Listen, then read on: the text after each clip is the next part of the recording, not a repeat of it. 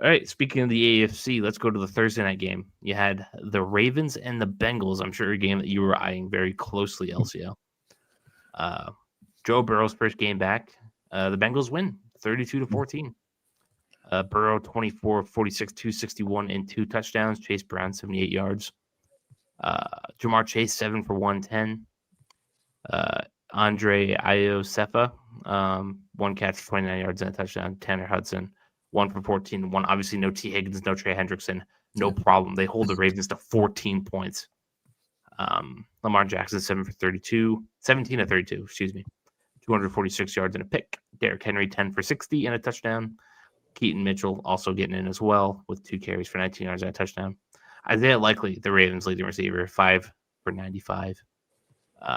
When you don't have Zay Flowers into your passing game, I don't know if the Ravens really have a shot. No. Especially with Mark Andrews being a little washed up. Isaiah Likely hasn't quite taken the strides you hoped. DeAndre Hopkins has started to get into his Buccaneers Julio Jones era. But yeah, the Ravens fall to 6-6. And the Bengals up 4-8. So where do you want to start with this? You want to start with the Bengals and how useless they were without Joe Burrow? Or do you want to start with the Ravens keeping this AFC North competitive? I do want to start with the Ravens because what also doesn't show in the stats, I'm pretty sure Lamar lost 2 fumbles. Did Fumbled he now? twice, lost both. If you look at Yes, Lamar he lost 2 Jackson, fumbles. if you look at Lamar Jackson's past 5 games, he's been pedestrian. Less than 250 yards passing in the past 5, 1 or less touchdowns in 4 of the past 5. The Ravens defense I thought was kind of bouncing back, but they gave up 32, but I'll give them a bit of a pass due to the amount of turnovers forced by Cincinnati's defense of all things. But yeah, Burrow being back immediately revitalized the team. It's not like Flacco was playing bad when Burrow No, was gone. no, it's not. Flacco was serviceable, but I think this Bengals team needs more than serviceable from the quarterback to win a football game. And all of a sudden, their defense is playing lights out. Like, Yeah, you watched the New England game last week. This Bengals defense was playing feisty.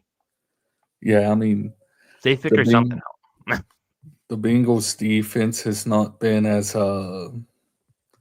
let's call them generous lately as they usually are. Right, and just imagine where the Bengals would be if they had just, like, maintained 500 while Burrow was gone. Like, if they were Yeah, 500 right now, would they be a shoe-in for the division? I think so.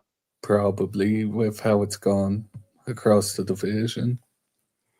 But the Bengals are 4-8. I kinda find it hard for them to make a run. Like, are the Ravens and Steelers really just gonna lose out from here? Like, it's hard to think. The Browns are obviously useless. We're not even gonna bother with them. But imagine where the Bengals would be if they just were 1 or 2 games better. Yeah, I mean they'd be in it, but the Ravens and Steelers have each other, so both can't lose out, which is unfortunate for the Bengals. But I mean, could they still be in it? Mathematically, someone smarter than me may know, but it looks difficult. I think they have to win the division. Like, they have to hope that the Ravens and the Steelers both lose 2 or 3 more games, Yeah, and then hope that they get in on tiebreakers and whatever, what have you. But yeah, I mean, it's absolutely insane what Joe Burrow does for that team. yeah, Like, never mind, because the offense was pretty pedestrian, I would say.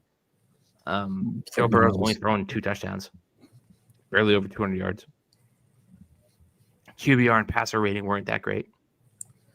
And the running game, I mean, Chase Brown, 78 yards on 15 carries. Do what you will with that. Though But in fairness, it's a bit hard to get the yardage when your defense is probably giving you short fields to work with most of the time. maybe that's true. Yeah, maybe that's something to consider. But yeah, it's not like they were lighting up the field. And they get it done. And they improved to 4-8. The Ravens fall to 6-6. It's going to be an interesting race for the AFC North, to say the least. I don't know if I'd say entertaining, because none No, of these teams are playing very good football. But the conference as a whole has been a little bit weaker than expected. Like I'm including every competitive, but team. weak. Yeah. I'll give the Bengals a pass in that because they lost Burrow in week 2, just now got him back. But the Ravens, Steelers both been weaker than I thought, and the Browns have been the Browns. Utterly useless.